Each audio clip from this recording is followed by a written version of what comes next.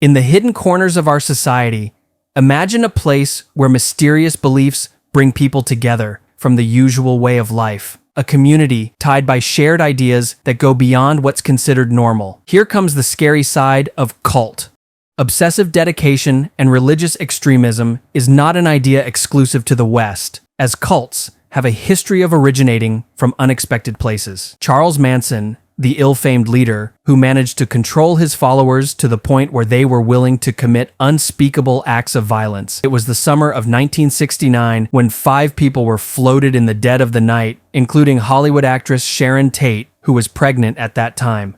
Sharon and her husband Polanski were renting an expensive house in the neighborhood of Los Angeles. On August 9th, cult leader Charles Manson ordered his followers Tex Watson and 2 of his lovers, Atkins and Patricia, to go to that house and kill everyone there as gruesomely as you can. Manson was familiar with the residence because its previous tenant, music producer Terry Melcher, had earlier considered and then decided against giving Manson a recording contract. Polanski was away that night, unaware of what was to come, and Sharon was entertaining her friends when devotees of Charles brutally stabbed her 16 times. When they left the property, Atkins used Tate's blood to write the word pig as a sign for something witchy. These killings stunned America and the whole world. Bob Burbridge, one of the first cops who was present at the scene, said that the memory of those killings will never be erased. It was one of the worst things I've ever seen. I've never seen that many dead bodies in one place before, and it was horrible. The young and innocent people were slaughtered by knives and guns, and it was awful. 12 years into the prison, Manson's first ever interview came out in which he said, Nobody. I'm nobody. I'm a tramp, a bum, a hobo. I'm a boxcar and a jug of wine. And a straight razor if you get too close to me. Shoko Asahara, born in 1955 on the southwestern island of Kyushu. Asahara, who was partially blind, was regarded as a charismatic leader who established his own new religion, Aum Shinsen no Kai, later known as Aum Shinrikyo, means supreme truth, which promoted Christian, Buddhist, and Hindu concepts. Asahara claimed he could read minds and levitate. Eventually, he began preaching on street corners and teaching yoga and healing through the use of herbal medicines. Its members included graduates of Japan's best universities who were attracted by promises that they would survive the coming Armageddon, a nuclear attack by the US, by developing sarin, a nerve agent invented by the Nazis, at the cult's compound in the foothills of Mount Fuji. The former leader of the Doomsday Cult that carried out a fatal gas attack on the Tokyo subway. Members of Aum Shinrikyo were stockpiling chemical weapons and releasing the poisonous nerve gas sarin on 5 crowded subway trains during morning rush hour in Tokyo.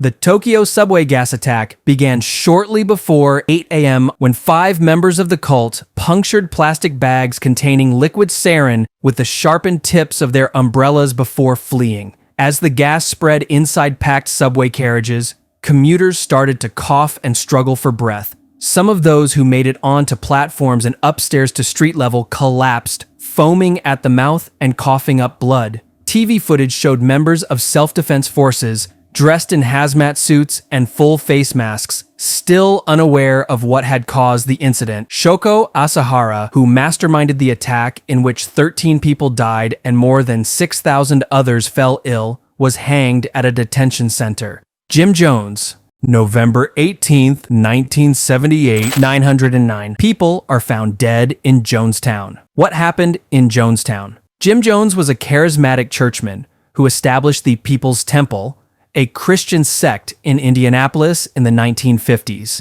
He preached against racism, and his integrated congregation attracted many African Americans. In the 1970s, his church was accused by the media of financial fraud, physical abuse of its members, and mistreatment of children. In response to the mounting criticism, the increasingly paranoid Jones invited his congregation to Guyana, where he promised they would build a socialist utopia. People's Temple was supposed to be a wonderful mosaic of a whole spectrum of humanity, but it did not turn out to be the paradise their leader had promised. Temple members worked in the fields and were subjected to harsh punishments if they questioned Jones's authority. Jones was publicly accused of human rights violations. California Rep. Leo Ryan decided to investigate. He brought concerned relatives and reporters. While reporters toured Jonestown, a Temple's member slipped them a note. "Help us get out of Jonestown." On November 18, 1978, Ryan attempted to rescue 16 Temple members. When Jones came to know about the defection of his followers, he ordered to kill Leo Ryan. Leo Ryan and 4 others were murdered as they boarded their charter planes. Back in Jonestown, Jones commanded everyone to gather in the main pavilion